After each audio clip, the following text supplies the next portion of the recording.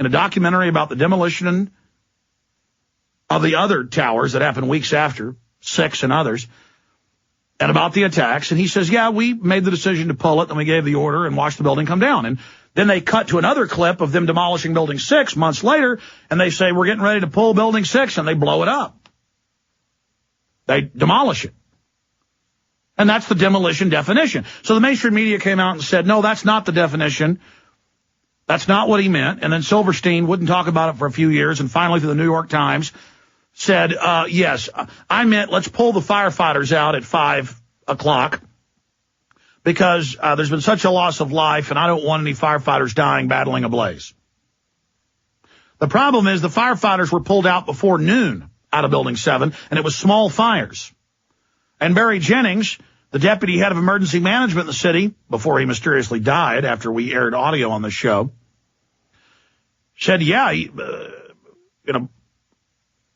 before the other towers even fell, there were big explosions in the lobby, dead people everywhere. The firemen came in with the police and said, don't look at the dead bodies, we're bringing you out. And that they made the decision then to pull the building. Well, he died real fast. But we've been to the neighbors' houses, and they won't talk. And it looks like he's maybe in the witness protection program.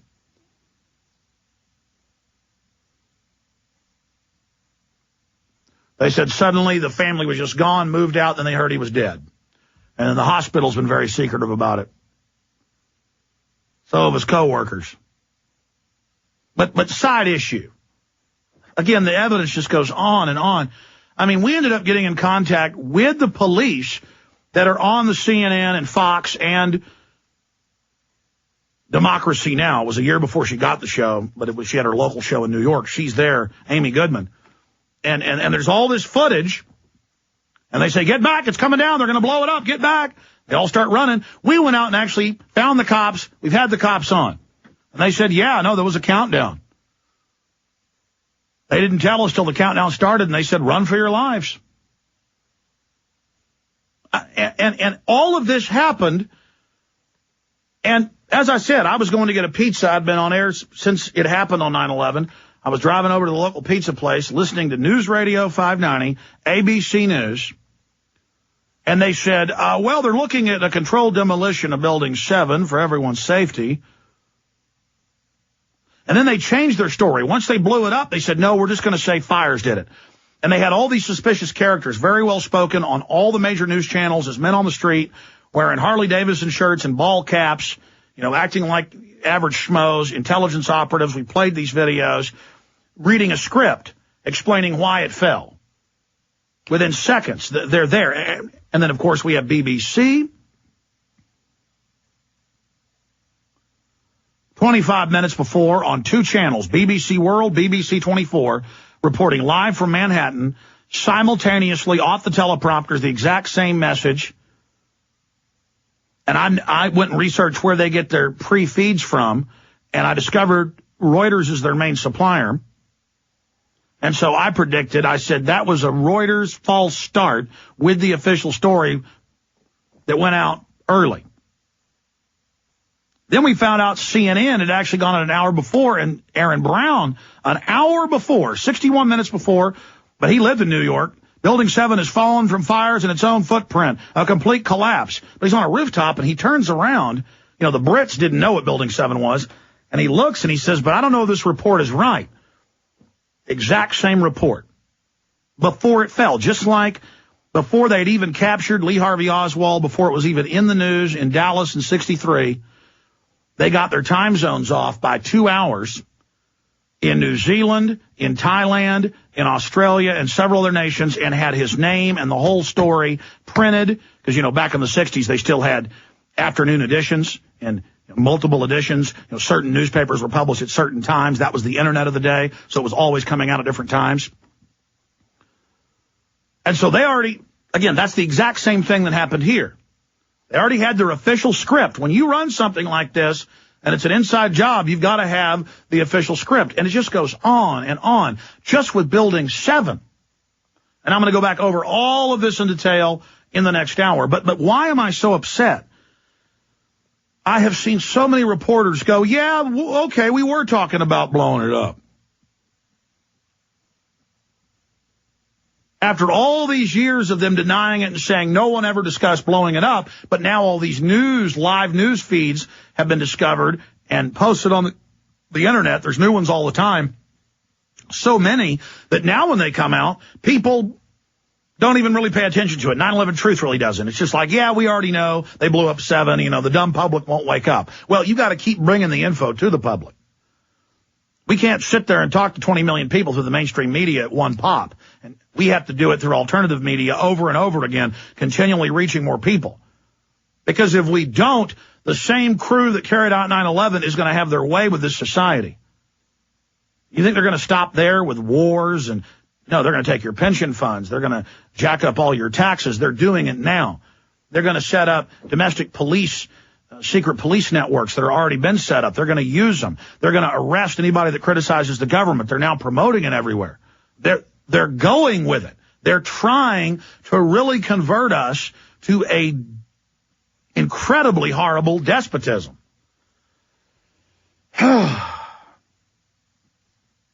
Now, if you want to get the full picture, there's an article, and I am Paul Watson and wrote some of the points I wanted in the article at 3 o'clock, 4 o'clock in the morning. And he had it out by 7 a.m. because he's in England 6 hours earlier than us. Bombshell. Silverstein wanted to demolish Building 7 on 9/11. Fox News hit piece against 9/11 Truth, and Jesse Ventura inadvertently reveals a shocking truth.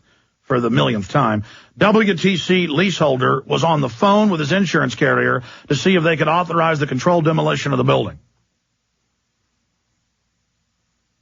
And there's a preface to the article from Alex Jones. It says, to truly grasp the magnitude of this story, you really have to read the entire article. Immediately after the Pullet controversy with Silverstein, debunkers claimed that there was no plan to conduct a controlled demolition of the building.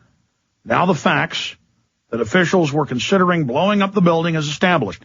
Silverstein, consistent denial that this took place is a huge smoking gun. How did Silverstein expect to demolish the building safely when such a process takes weeks or even months to properly set up, even without the additional chaos surrounding WTC 7 on 9/11? How could explosives have been correctly placed on such short notice inside a burning building that had already been evacuated, unless the explosives were already in place? This new revelation is astounding, and it needs to be investigated immediately. And then we go into all the evidence and the videos and the eyewitness reports, and Silverstein saying they blew it up, and then saying he didn't say that when he did. But it's the sickeningness of cowards like Jeffrey Scott Shapiro attacking Jesse Ventura as un-American, and then going, well, yeah, we were discussing, and I did talk to city officials, and Silverstein was trying to get permission to blow up the building. See, something went wrong on 9/11. Flight 93, the more I look at it, was probably not meant for the Capitol because it could have gone either places. It was meant for 7. They already had it wired. The CIA was based in the building. The state and city emergency system was based. They were running tripod 2 drill of the buildings being attacked that day. That's now declassified. Giuliani denied it for 5 years, and now it's been declassified. Tripod 2. Congressional testimony. 9/11 Commission. That was their cover. Well, what's all this stuff going on? Why are all these people here? Oh, it's just a drill, officers. You'll see later. Going up the building, we need to have some martyrs. Going up there to the top with the firemen.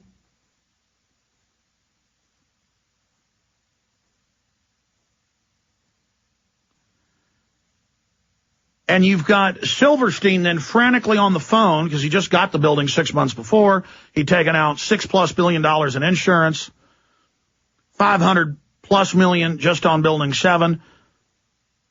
And it's going to be obvious if they blow this thing up. People are going to know it's a controlled demolition. What are we going to do? We've got to get rid of the evidence. And the black ops come in and say, don't worry. We'll float the story that we're going to have a controlled demolition to save other buildings. But wait, people know you can't wire a building that fast, especially when it's got fires in it. Don't worry, they'll buy anything. Believe me, we've got